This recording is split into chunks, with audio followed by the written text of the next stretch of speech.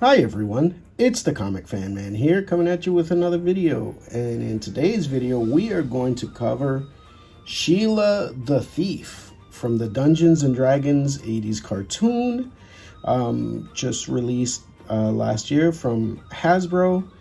And yeah, I really love this figure. I think they did a really great job with her.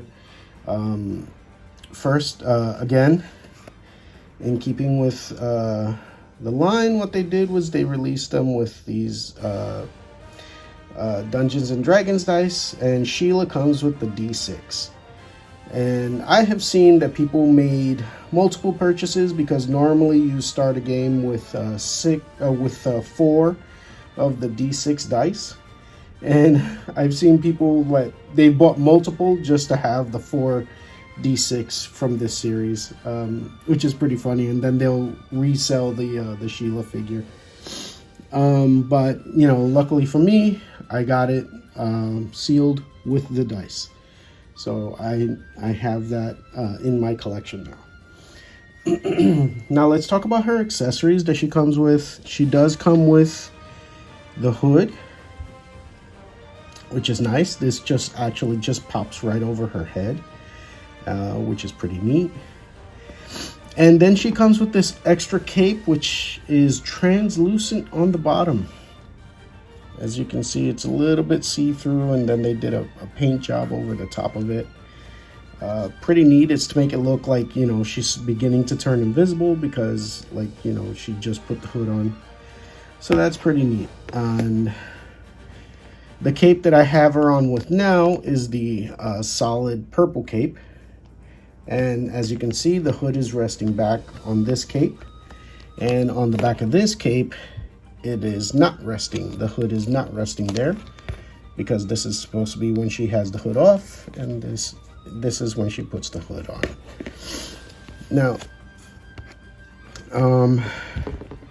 Now Sheila is referred to as a thief in the cartoon.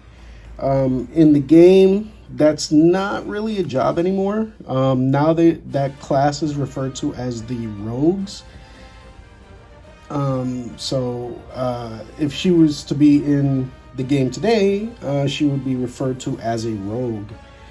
And yeah, still same skills, same powers, although more than likely she would also come with daggers, because the rogue really kind of does a lot of crazy damage with their sneaking around. And the daggers, they actually have a skill. Like, she would probably be the most dangerous of all of them now, because she has a skill called the rogues have a skill called assassinate, and they start off with a massive amount of damage if they can get the sneak attack in, basically one-shotting, you know, any medium to low level characters, depending on how high they get. But in any case, let's talk about Sheila herself. As you can see, Hasbro continued with a great paint job on the face here. Look at that. Beautiful paint job. Very clean, very clear, and you know, they even got the freckles in there. Beautiful job there. There is a little bit of paint splash here. It's not a big deal, but that is there. She does have a little bit of slits on the skirt here, just to give her a little bit more like articulation for the legs and all. Yeah, same as the other figures, I preheated her with tap water, just to make her a little more flexible. All right, let's take a look at her with the hood on. All right, and here she is in her iconic pose when she puts on the hood. And it was funny, I saw people complaining about the fact that she didn't have enough articulation to put her in this pose. And I was like, that can't be. Like, I saw it on the box that she has this, so I was like, no, there's no way. And sure enough, it's the exact same pose when she puts the hood over her head. So I don't know where that complaint came from. That was kind of weird to me. But as you can see, looks really good. Again, with the translucent tipped cape, where you can see it's changing, and the hood very much extended over the head. Really very, very cool. And yeah, I think like I said earlier, like I said at the beginning, I think she looks fantastic. So I didn't understand any of the complaints about this figure. I mean, she's beautifully done. You know, she's got the thigh-high boots and everything exactly like the cartoon. So none of the complaints made any sense to me. But I think Hasbro did a great job. And like I said, I know Super 7 is going to be working on these figures and doing like the 7-inch version. But this looks fine to me. I don't see right now any reason to get them, but who knows? Maybe I'll see it in a store and maybe I just won't be able to resist. But in the meantime, I got these figures and I think they look fantastic. All right, let's put her up with some other Dungeons and Dragons rogues. All right, so here she is alongside a rogue from another video game series called Assassin's Creed. Obviously, you know, if any of you play video games, I'm pretty sure you know Assassin's Creed, and I'm sure you know Ezio Auditore. But yeah, Ezio Auditore, if he was translated into Dungeons and Dragons, obviously he would be a rogue-style character. And he has all the rogue-style weapons that, if they modernized her kit to today's standards of Dungeons and Dragons, she would probably come with like all of these kind of weapons as well. She would definitely have at least one dagger and one short sword. As far as bow, she might have a crossbow or a longbow, and maybe a hidden blade as well. Yeah, Ezio Auditore is definitely based on the rogue style characters of Dungeons and Dragons, and this is kind of where she would be today. All right, and here is Sheila alongside another Dungeons and Dragons rogue from the Legend of Vox Machina. This is Vax'ildan, and he is a half-human, half-elf rogue from that show, based on the role-playing game done by voice actors in Critical Role.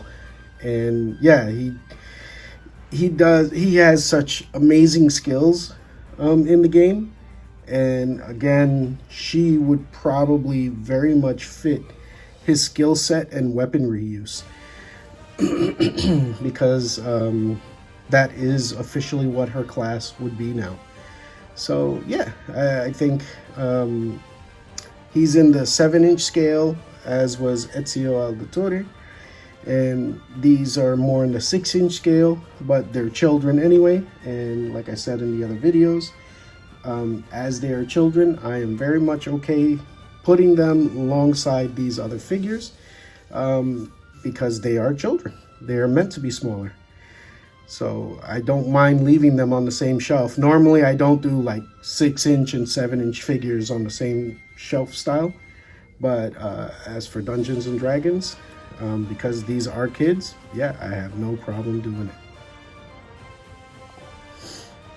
And here she is alongside another Dungeons and Dragons rogue ranger styled hero, Drizzt Do'Urden.